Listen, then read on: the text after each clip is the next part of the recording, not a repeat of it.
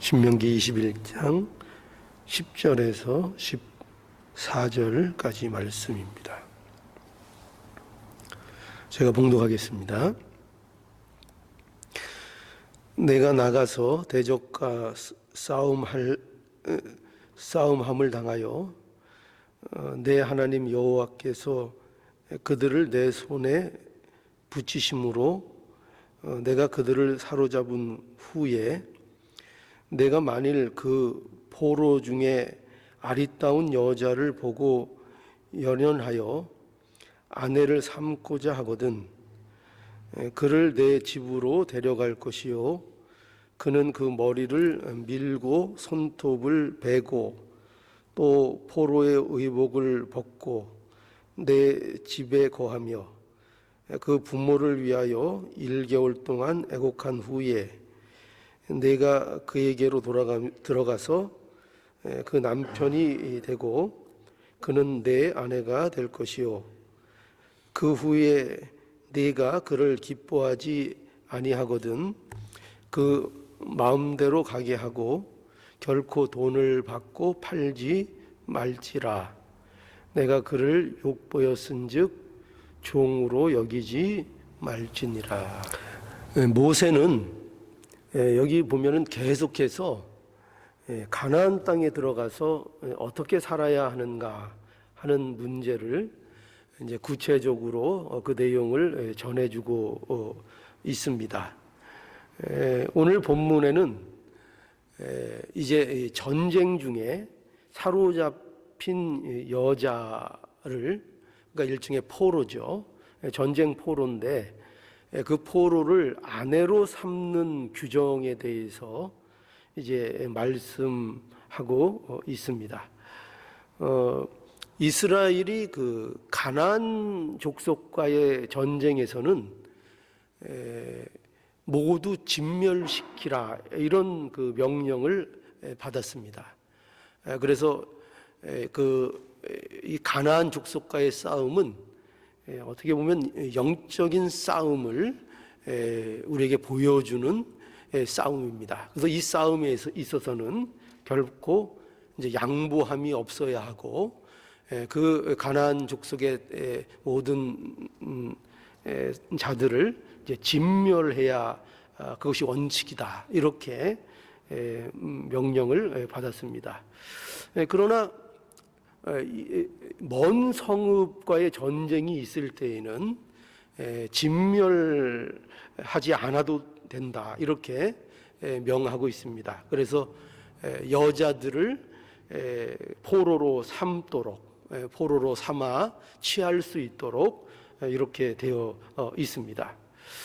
그런데 이렇게 전쟁에서 사로잡은 여자 포로를 이제 사랑하게 되는 일이 생겨서 그 여인을 아내로 삼기 위해서는 어떤 규정에 따른 절차를 행한 후에 결혼을 할 수 있다 이렇게 모세가 이제 오늘 본문에서 알려주는 그런 말씀입니다.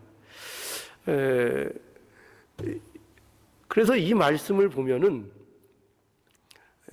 이스라엘에게 하나님께서 주시는 이러한 규정은 하나님께서 이스라엘 백성에게 주시는 말씀이 매우 구체적이고 또 실질적이라는 것을 이 말씀을 통해서 이제 보여줍니다. 그러니까 이스라엘 백성이 가나안 땅에 들어가는 일에 있어서 거기서 사는 문제에 있어서 어떻게 보면은 이 개인적인 삶의 영역에까지 아주 구체적인 문제까지 하나님께서 이렇게 말씀으로 규정을 정해 주신다 하는 것을 우리가 보게 됩니다. 그래서 이것은 이스라엘 백성들이 가지는 신앙의 어떤 그 모습을 잘 보여주는데 그러니까 이스라엘이 갖는 신앙이라는 것은 그것이 곧 삶이 되어야 한다는 것을 이제 보여 주시는 겁니다. 그러니까 신앙이라는 것이 단지 어떤 그 명분적인 모습으로만 어떤 종교적인 제식을 행하는 그런 모습으로만 이스라엘에게 요구되는 것이 아니라, 이스라엘에게 하나님께서 요구하고 있는 신앙이라는 것은 그것은 매우 구체적이고 실질적인 것이며, 이스라엘 백성들은 그들의 삶의 영역에서, 삶 속에서 신앙으로 살아야 한다 하는 것을 이 포로 여자를 아내로 삼는 이 문제에 대한 규정을 통해서 이제 말씀해 주시는 겁니다. 그래서 우리가 이 십계명만 봐도 잘 알 수 있죠. 십계명은 우리가 잘 아는 대로 둘로 나눌 수 있습니다. 1계명에서 4계명은 하나님께 대한 관계를 나타내는 것이고, 또 5계명에서 10계명은 사람에 대한 관계의 어떤 도리를 말씀하고 있는 그런 하나님의 말씀입니다. 그래서 우리가 이런 10계명만 봐도 이 기독교 신앙이라는 것이 단지 하나님께만 예배하는 신앙으로, 그러니까 기독교 신앙은 그렇게 얘기할 수 있죠. 기독교 신앙이라는 것은 하나님만을 예배하는 신앙입니다. 그리고 그 신앙이 종교적인 어떤 제식과 형식의 모습 속에서도 요구되고 있지만은, 그러나 그것이 또 중요하게 요구되고 있는 게 뭐냐면 사람에 대한 바른 관계를 통해서 그 신앙의 생활을 요구하고 있다는 것을 우리는 이 십계명의 말씀을 통해서, 하나님의 주신 그 법을 통해서 잘 알 수가 있습니다. 즉 이스라엘은 이웃을 사랑해야 한다는 겁니다. 그렇죠? 하나님을 섬기는 일에 그들이 충성해야 하고 거기에 순결해야 하고, 또 그런 하나님을 섬기는 일에, 하나님을 예배하는 일에 충실된 이스라엘은 그 문제를 가지고 또 이웃을 사랑해야 한다는 것이죠. 이웃을 사랑해야 된다. 그래서 계속 나오는 계명들이 어떤 거였죠? 1계명에서부터 4계명은 하나님을 섬기고 하나님을 예배하는 것에 그 중점이 있다면, 5계명부터는 부모를 공경하라, 그런 거 아닙니까? 부모를 공경하라, 살인하지 말라, 간음하지 말라, 도둑질하지 말라, 거짓 증거하지 말라, 내 이웃의 것을 탐내지 말라 하는 것입니다.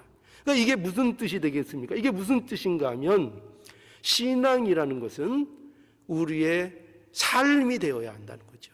신앙이라는 것은 삶이 실제로 되어야 한다는 것입니다. 우리의 신앙은, 그러니까 이런 거죠.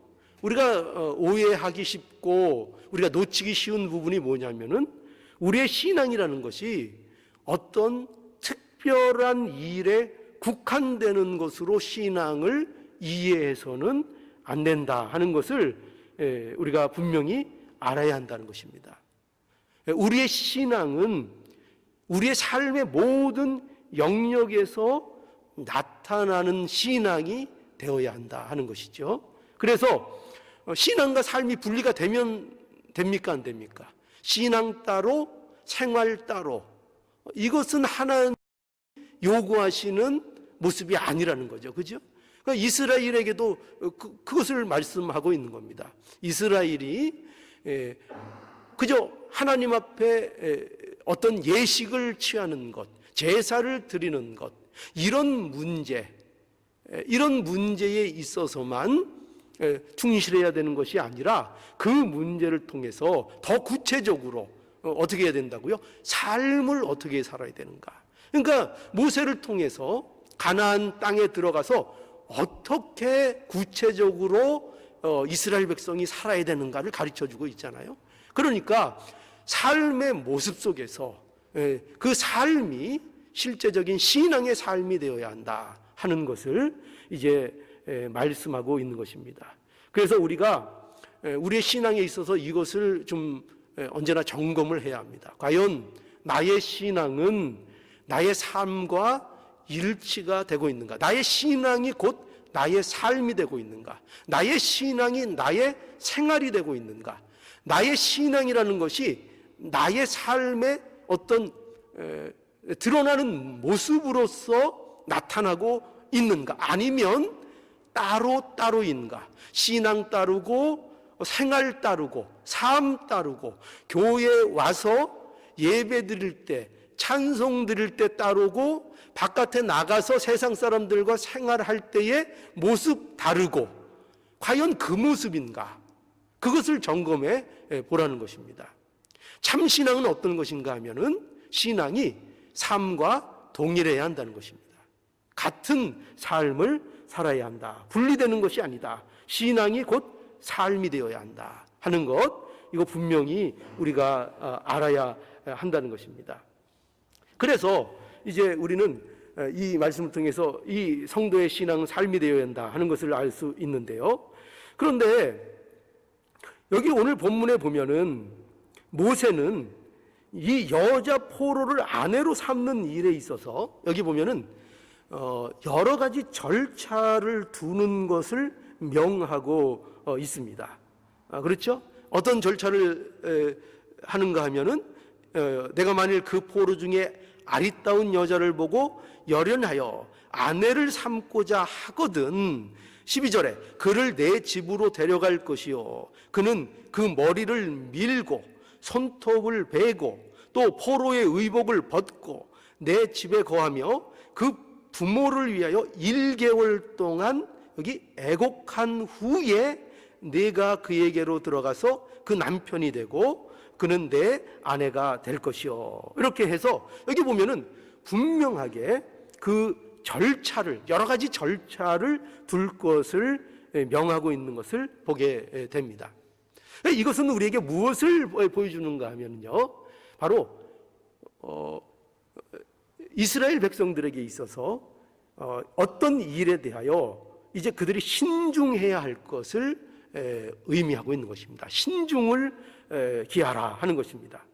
그러니까 어떤 그 성경 주석에 보면은요, 이 문제를 이렇게 이제 해석을 하는 주석이 있더라고요. 뭐냐면 여자 이 포로의 머리를 밀고 또 손톱을 베고 포로의 의복을 벗기고 부모를 위해서 한 달을 애곡한 후에 그 후에 이제 결혼을 결정하라는 이것은 이런 그 목적이 있다는 거예요. 뭐냐면 그 포로된 여자의 외모적인 아름다움이 배제된 상태를 보도록 하려는 의도가 있다. 이렇게 이제 주석하는 그 내용이 있더라고요. 그래서 그러니까 이게 뭘 얘기하는 건가 하면 아마도 이 한 달 동안 그러니까 머리도 밀고 손톱도 베어버리고 또 포로된 옷도 그러니까 포로된 옷이라는 것은 아마 잡혔을 때 입고 있었던 그런 이제 옛날 옷이겠죠.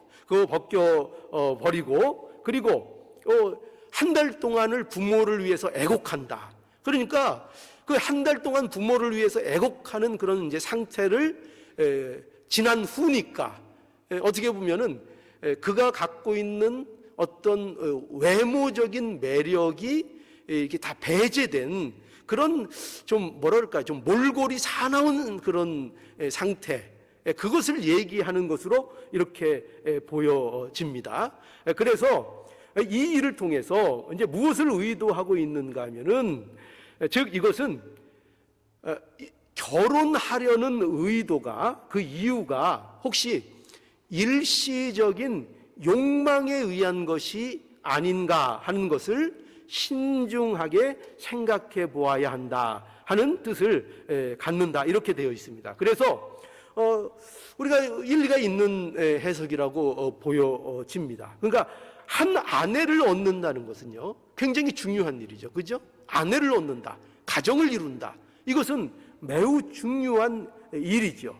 더욱이 이방 여인을 아내로 맞는 일은 이건 말할 것 없이 더욱 신중해야 하는 그런 일인 것이 분명합니다. 그러니까 가능한 한 시간을 가지고 이 여자 포로를 아내로 삼는 일에 있어서 이것이 혹시 일시적인 어떤 인간적인 욕망에 의해서, 욕정에 의해서 이런 아내를 삼고자 하는 일이 아닌가를 점검해 볼 시간을 가지라 하는 의미를 갖는 것으로 보입니다. 그래서 신중해야 한다는 거죠. 이 일이 그렇게 섣불리 내가 그 여자가 마음에 든다 해서 이 일을 섣불리 할 것이 아니라 이 일에 대해서 내가 중요하게 생각하고 이 일이 신중하게 이루어지도록 점검해야 한다 하는 그러한 것입니다. 그래서 우리는 우리 성도의 삶에 있어서 우리는 신중함을 언제나 생각해야 합니다. 신중해야 합니다. 그러니까 성도로서 삶을 살아가는 데 있어서 신중하게 성도의 삶을 살아가야 한다 하는 것입니다. 성도의 삶을 가볍게 여기서는 안 됩니다. 삶이라는 것을 너무 가볍게 여기면 안 되고, 특별히 그리스도인으로서 사는 것, 성도로서 부름받아 사는 일에 대해서 우리가 아주 신중하게 우리의 삶을 진중하게 하나님 앞에서 생각해야 한다 하는 것입니다. 우리의 삶에 있어서 여러 가지 일들이 있을 수 있죠. 그렇죠? 그런데 그리스도인이 되었다는 것은 무엇을 얘기하는가 하면은, 그리스도인이 되었다는 것은 이러한 자신들의 삶의 일들에 대해서 자기 마음대로 생각하고 결정하는 것을 그만두게 된 사람들, 이게 그리스도인이라는 겁니다. 그러니까 그리스도인이 되었다 하면은 그저 말만, 이름만, 그저 교회만 출석하면 그리스도인이냐? 물론 교회에 출석하면 그리스도인이 됐을 확률이 높은 것은 분명합니다. 그러나 중요한 게 뭐냐면은, 중요한 것은 그리스도인이 되었다는 것은 단지 그것으로만 우리가 쉽게 생각할 것이 아니라, 그리스도인이 되었다는 것은 자기 맘대로 살지 않는, 자기 맘대로 자기의 인생을 결정하지 않는 사람이 되었다는 것과 같은 것입니다. 그게 그리스도인이 실제로 되었다 하는 것입니다. 특히 자기 욕망에 사로잡혀서 어떤 일들을 결정하는 일에 성도들은 주의해야 한다 하는 것입니다.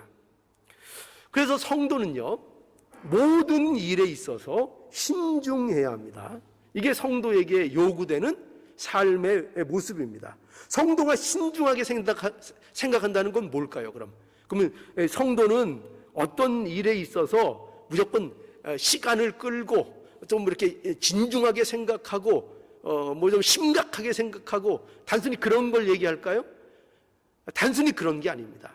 그런 것이 아니라 성도가 신중해야 한다는 것은 하나님께 내가 지금 가려고 하는 이 길이, 내가 지금 생각하고 있는 이것이, 내가 지금 결정하려고 하는 이것이 하나님께 합당한 것인가를 묻는 것을 뜻합니다. 그러니까 신자는 신중해야 됩니다. 근데 그 신중은 뭐냐면, 그가 살아가는 모든 일들에 대해서, 그가 닥치는 모든 일들에 대해서 내 맘대로 하지 않고, 내 맘대로 결정하지 않고, 항상 누구께 여쭤본다고요? 하나님 앞에 나가서 이것이 과연 하나님, 이것이 하나님의 영광에, 또 하나님께 대하여 이게 합당한 것입니까? 하는 질문을 늘 하는 삶, 이것이 바로 신중한 삶이라 말할 수 있습니다. 그래서 성도는 언제나, 그렇죠? 언제나 또 성도는 어떤 문제이든지 간에 그것이 하나님 앞에 옳은가를 항상 점검해 보아야 하는 것입니다. 과연 그것이, 내가 지금 하려고 하는 이것이 과연 하나님의 자녀다운 일인가, 그리스도인다운 일인가를 늘 생각하고 늘 결정해야 한다. 이처럼 신자는 신중한 삶을 살아야 한다. 그래서 성도의 삶에 있어서 기준이 뭔가? 이 신중함의 기준이 뭘까요? 그럼 성도는 어떻게 자신의 이 신중한 삶의 기준을 무엇으로 정해야 합니까? 무엇으로 정해야 되겠죠? 예, 그렇죠. 하나님의 말씀으로 그 기준을 삼아야 하는 것이죠. 오늘 본문에 보면은 하나님께서 모세를 통해서 이 포로된 여인을 아내로 삼는 문제에 있어서도 지금 뭐를 주고 계신 겁니까? 그 절차를 규정하여 그 절차를 주고 계시지 않습니까? 그죠? 절차를 주고 계십니다. 그러니까 이 절차를 주셨다는 건 뭐냐면, 이 규정을 주셨다는 것은 뭐냐면, 그 일에 대해서 하나님께서 이스라엘 백성들에게 말씀을 주셨다는 것을 의미하는 것입니다. 말씀을 주신 것입니다. 그러니까 이 문제를 어떻게 처리해야 되는지, 어떻게 해야 되는지 너희들의 마음 가는 대로 마음대로 해야 되는 것이 아니라 하나님이 주신 규정에 따라, 그러니까 하나님이 주신 말씀이죠. 그러니까 말씀을 주시고 그 말씀에 따라 너희가 해야 한다. 그리고 말씀을 주시는 겁니다. 그러니까 언제나 저희에게 하나님께서는 말씀을 주시는 겁니다. 그 하나님의 사람들에게 말씀을 주십니다. 하나님은 우리에게 성경 말씀을 우리 주셨죠. 그죠? 성경 말씀을 누구에게 주셨습니까? 믿는 하나님의 백성들에게 그 말씀을 주셨습니다. 그리고 그 말씀을 주신 이유는 뭐냐면 그 말씀을 가지고 점검하라는 거예요. 그러니까 말씀을 가지고 우리의 삶을 점검하도록 하나님께서 말씀을 주신 것입니다. 우리가 하나님의 은혜로 성도가 되었습니다. 그런데 성도가 되었는데 그럼 성도가 되어서 어떻게 살아야 되는가 하는 문제에 있어서 그 기준이 되는 것으로 하나님께서 말씀을 주신 것입니다. 그렇죠? 그래서 그 말씀을 주셔서 그 삶이 말씀을 따라 사는 삶이 되어야 할 것을 분명하게 우리에게 가르쳐 주시는 겁니다. 그래서 말씀을 주신 거예요. 그러니까 다시 우리가 쉽게 생각하면 우리가 십계명을 예를 들어서 다시 한번 생각해 볼까요? 십계명을 보면은 우리에게 십계명 중에 어떤 말씀이 있습니까? 살인하지 말라. 그죠? 그 말씀을 우리에게 주셨습니다. 그러면 우리는 살인하지 말라는 이 말씀에 대해서 우리는 늘 우리 자신을 점검해야 한다는 것입니다. 그거를 위해서 이 말씀을 주신 것입니다. 우리가 성도가 되었는데 이 말씀들이 왜 필요한가? 우리에게 이 말씀이 어떤 작용을 하는가 하면 우리가 성도로서 살아가는 일에 우리가 어떤 기준점을 갖고 있느냐 할 때 이 말씀을 통해서 언제나 하나님의 말씀을 통해서 자신을 점검해 보라는 것입니다. 살인하지 말라 이 말씀을 우리에게 주셨으니 이 살인하지 말라는 이 말씀을 가지고 내가 과연 살인하지 않고 있는가, 오늘날 나는 살인자의 모습이 아닌가를 늘 이 말씀을 가지고 점검해 보라는 얘기입니다. 과연 나는 형제를 미워하지 않고 있는가? 예수님께서 말씀하셨죠? 형제를 미워하는 것도 살인이다. 그죠? 형제를 미워하는 것이 살인이다. 그러면 우리는 이 말씀에 대해서 예수님이 하신 말씀대로 이 말씀을 바로 이해하고 그리고 우리가 늘 이 말씀에 통해서 우리 자신을 점검해 봐야 되는 겁니다. 나는 과연 살인자가 아닌가? 누굴 미워하지 않고 있는가? 누굴 저주하지 않고 있는가? 누굴 용서하지 못하고 있지 않은가? 하는 것들을 계속 점검해 봐야 되는 겁니다. 근데 말씀을 가지고 점검을 안 하면 그게 그리스도인의 삶이 아닌 겁니다. 그러니까 반드시 그리스도인들은 주신 말씀을 통해서 뭘 해야 된다고요? 자신을 그 말씀을 따라 점검하는 삶을 살아야 한다는 거죠. 또 하나님께서 십계명에 뭘 주셨어요? 간음하지 말라. 그죠? 오늘 이 말씀과도 밀접한 계명이 관련이 있는데 하나님께서 간음하지 말라라는 말씀을 주셨습니다. 그리고 예수님께서는 어떻게 말씀하셨죠? 예수님께서는 간음하지 않는 게 어떤 거라 그랬어요? 간음은 뭐라 그랬죠? 마음에 여인을 보고 음욕을 품는 자가 이미 간음한 것이라고 말씀하셨습니다. 그럼 우리는 이 말씀을 통해서 우리는 우리 자신을 비춰봐야 되는 거죠. 우리 자신을 점검해 보아야 한다는 겁니다. 과연 나는 오늘날 간음을 하고 있지 않은가? 이것을 우리가 늘 점검해 보아야 한다는 겁니다. 그러니까 성도는 자신의 삶을 신중하게, 무엇으로요? 말씀으로요. 그죠?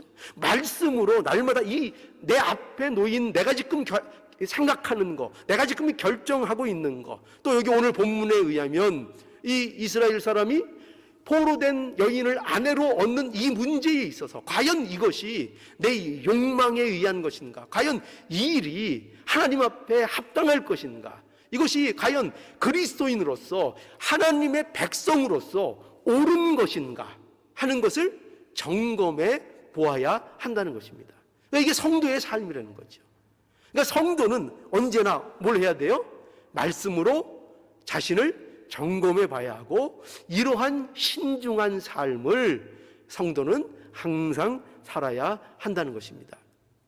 그러니까 아무리 세상에서 내가 윤리적으로 도덕적으로 깨끗하고 또 세상 사람들이 부러워하는 그런 삶을 내가 살고 있다 해도 우리는 신중하게 우리 자신을 어디에 비춰봐야 된다고요? 하나님의 말씀에 비춰봐야 하는 것입니다. 과연 내가 하나님 뜻대로 가는, 결정하고 생각하고 있는 것인가? 지금 나의 이 현실 앞에서. 그렇죠? 그것을 말하고 있는 것입니다. 자, 그래서 우리는 분명히 이 사실 또 하나 이제 기억해야 될 것입니다. 성도는 그 삶에 있어서 누구보다도 모든 면에 있어서 신중해야 하고, 그 신중하기 위해서는 항상 하나님의 말씀을 붙들고 자기 자신을 점검해야 한다 하는 것을 분명히 우리가 기억해야 하겠습니다. 자, 그런데 또 이렇게 신중하게 이렇게 결정하는 일에 있어서도, 그런데 여기 보면은, 오늘 본문에 보면은 좋은 결과로만 그것이 끝나는 것이 아닐 수 있습니다. 그래서 오늘 여기 이제 한번 14절에 볼까요? 14절 보면, 그 후에 내가 그를 기뻐하지 아니하거든 그 마음대로 가게 하고 결코 돈을 받고 팔지 말지라. 내가 그를 육보였은즉 종으로 여기지 말지니라. 이렇게 말씀합니다. 그러니까 절차에 따라 이렇게 신중하게 아내를 맞이했음에도 불구하고 이제 어떤 일이 지금 여기 있을 수 있다는 겁니까? 여기 이제 이혼이라는 게 여기 생긴다는 겁니다. 이혼이라는 것이, 그죠? 여기 그 후에 네가 그를 기뻐하지 아니하게 되거든. 그래서 이제 그 여인을 이제 아내로부터 이제 그 자리에서 이제 뭐라 그럴까요? 나쁜 표현으로 하면 이제 거기에서 이제 쫓아내는 거죠. 그죠? 마음에 이제 들지 않는 것입니다. 그래서 만약에 그러니까 이혼이라는 상황이 되는 거죠. 그런 상황이 만약에 되면은 여기서 이제 강조하는 요점이 뭐냐면, 그런 일이 생기면은 그 여인을 마음대로 가게 해주라 하는 것입니다. 마음대로 가게 해주라. 그러니까 여인이 포로였다고 내 마음대로 그 여인을 하지 말라는 거죠. 여인을 마음대로 해서는 안 된다는 겁니다. 그러니까 종으로 여기지 말고 그 여인을 자유롭게 해 주어라 하는 것입니다.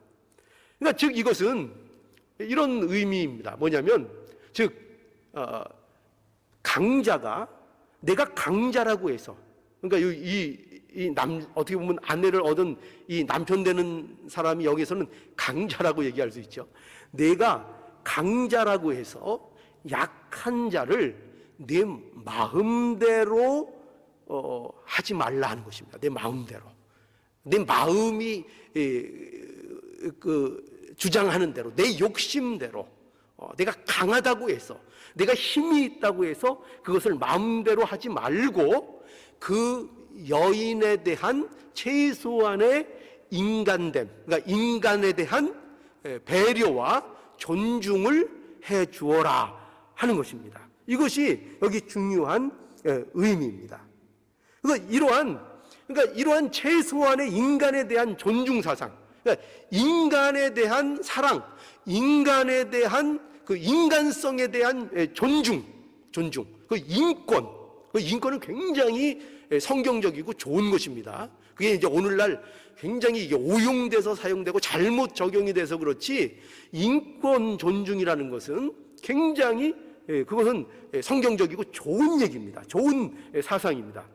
최소한 인간에 대한 어떤 존중 사상을 사실은 이 잘 나타내고 있습니다. 그러니까 여자를 포로를 아내로 맞이하는 이 절차를 두는 것 안에도 이미 그러한 사상을 잘 담고 있는 겁니다.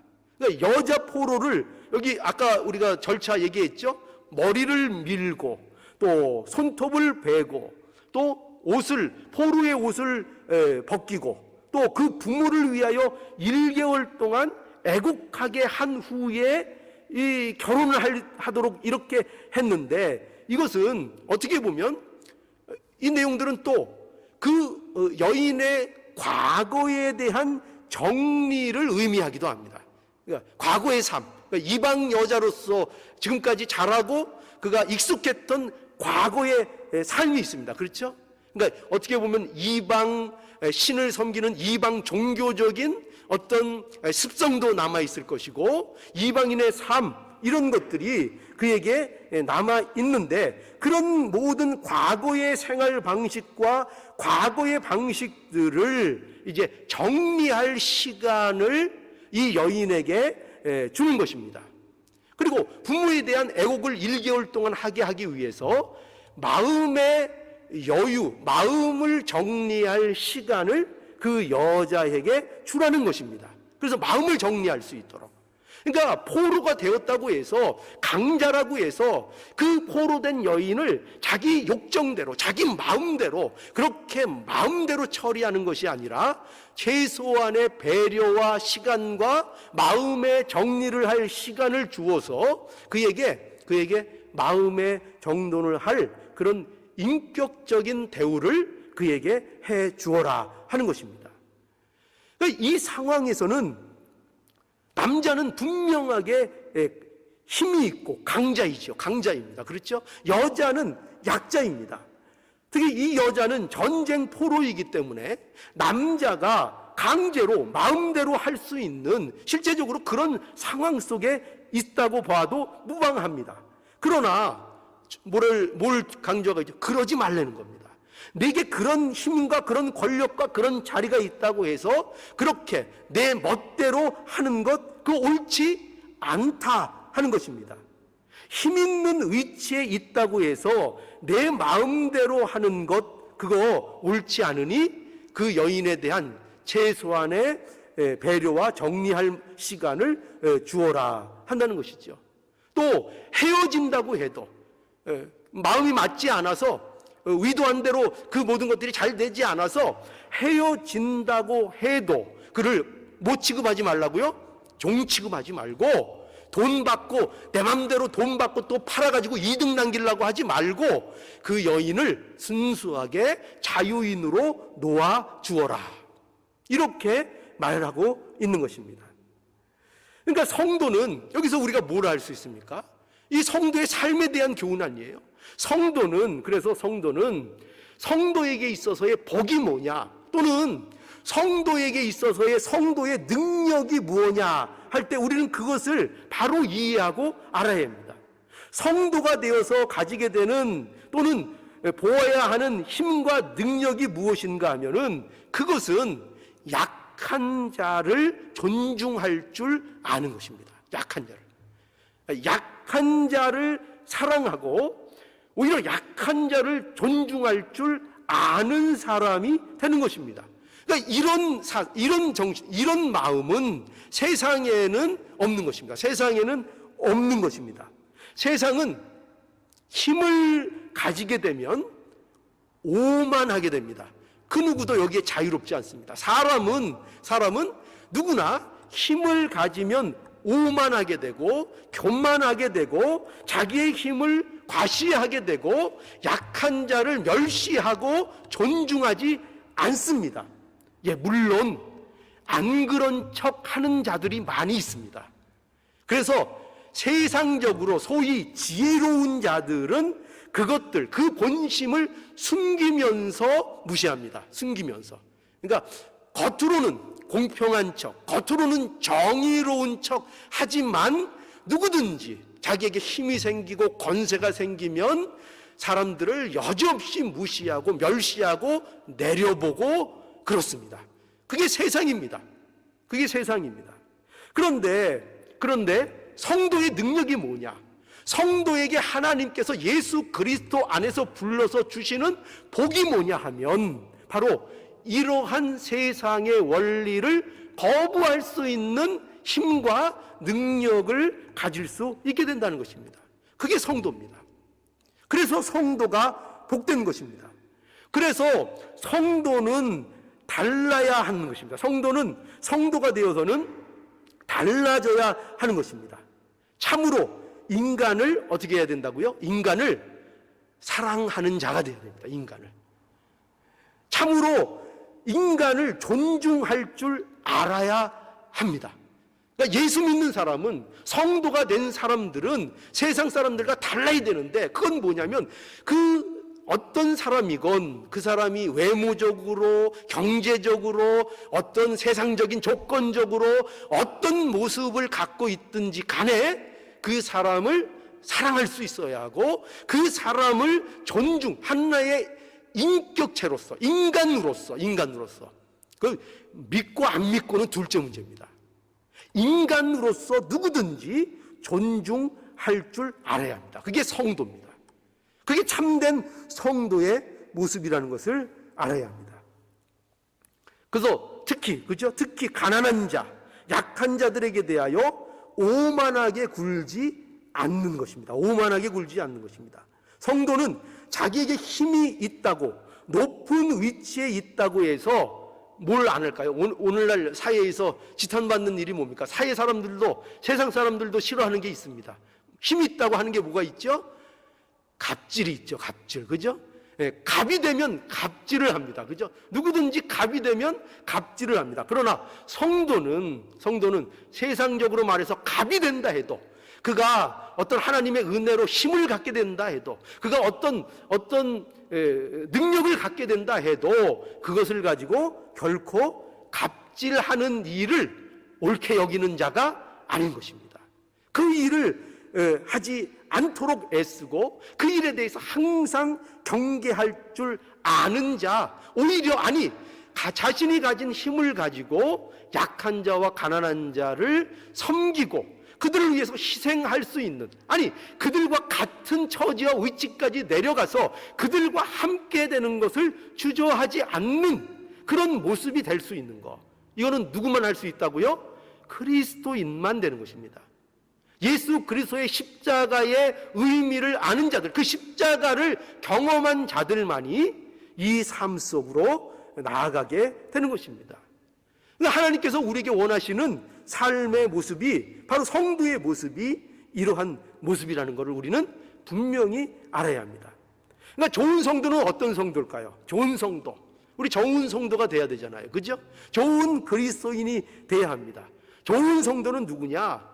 힘이 있을수록 겸손해지는 성도입니다. 그렇죠? 힘이 있을수록 겸손해지고 연약한 자를 존중할 줄 아는 성도가 좋은 성도입니다. 그게 좋은 성도입니다. 그죠? 우린 좋은 성도가 되고 있습니까? 좋은 그리스도인, 좋은 성도, 능력 있는 성도 누구냐? 연약한 자들을 위해서 자신이 그들과 같이 연약한 자의 모습으로까지 내려가 줄 수 있는 자, 그게 능력 있는 성도의 모습입니다. 그게 능력 있는 것입니다. 내가 이 정도 능력이 있으니 너희들이 두 말 말고 이 능력치까지 따라와라, 이게 아닙니다. 이게 아니라 예수님이 그러셨듯이 그들이 처한 그 연약함에까지 내려가서 그들과 함께해서 그들을 함께 인도하고 이끄는 그런 모습이 되는 것입니다. 이게 성도의 참다운 모습인 거죠. 그래서 우리 성도들에게 있어서요, 사실은 누구를 충고하고, 그죠? 우리 충고 잘하잖아요. 우리가 좀 말씀을 이제 아는 것을 가지고 우리가 남들을 충고할 때도 많이 있습니다. 예, 물론 진실된 충고 매우 유익하고 중요합니다. 그러나 우리가 분명히 알아야 될 것이 무엇인가 하면은 진정한 충고 속에는 책임감이 있다는 것입니다. 책임감. 그러니까 지나가는 아저씨가 하듯이 말을 던져놓고 끝내는 충고가 아닌 것입니다. 그러니까 충고는 뭐냐? 진정한 충고는 뭐냐면, 여러분 우리가 이것을 좀 마음속에 무겁게 좀 생각해 볼 수 있길 바랍니다. 내가 누군가를 충고한다면은 그 충고를 통해서 그 사람을 끝까지 자기가 말한 것으로 함께 끌고 가겠다는 각오가 전제되어 있어야 합니다. 그저 단순히 비판하는 충고는 성도에게 별로 합당하지 않습니다. 그렇게 단순히 충고해서 제대로 그 충고로 인하여 유익을 얻는 것보다는, 물론 하나님이 역사하시면 유익이 될 수 있겠죠, 그죠? 그러나 대부분 그것이 유익이 되지 않습니다. 오히려 시험이 될 때가 많습니다. 그러니까 어떤 충고는 상처가 되지 않는가? 함께 해주는 겁니다. 함께. 그냥 말을 아니라 실제로 그 사람을 그 자리에서 나오도록 끝까지 함께 손을 잡아주고 끝까지 일을 함께 해주는 것이 성도에게 있어서의 참된 충고의 모습입니다. 그러니까 성도는 이러한 모습이 되어야 합니다. 예, 물론 어려운 것이고 우리가 이렇게 할 수 있는 사람이 과연 많이 있을까? 예, 많이 없습니다. 우리는 너무나도 부족한 것을 우리는 압니다. 그러나 분명히 알아야 될 것은 성경이 우리 성도에게, 그리스도인 된 자들에게 원하는 삶의 모습과 그 수준이 어떠한가를 우리는 분명히 알고 있어야 한다는 것입니다. 그리고 그것을 소원하며 우리가 이러한 소원에 부족한 것에 대해서 하나님 앞에 항상 부르짖고 기도하며 성령의 도우심을 간구하는 우리의 모습이 되어야 한다는 것입니다. 그럴 때 하나님께서 능력 있는 성도가 되게 하도록, 또 겸손한 성도, 그죠? 좋은 성도 될 수 있도록 하나님께서 해 주신다는 겁니다. 그러니 오늘 이 말씀 통해서 우리가 성도는 어떠해야 하는가 하는 것을 우리가 한번 세 가지로 생각해 보았습니다. 성도는 그 신앙이 삶이 되어야 한다 하는 것이고, 성도는 그 삶에 대해서 언제나 신중해야 한다. 말씀으로 그 모든 것들을 언제나 점검할 수 있어야 한다 하는 것이고, 성도는 누구보다도 인간을 사랑하고 존중할 줄 아는 인간이 되어야 한다. 이것이 그리스도인들에게 주시는 그리스도인들의 복된 삶의 모습이라는 거 꼭 기억할 수 있기를 간절히 바랍니다.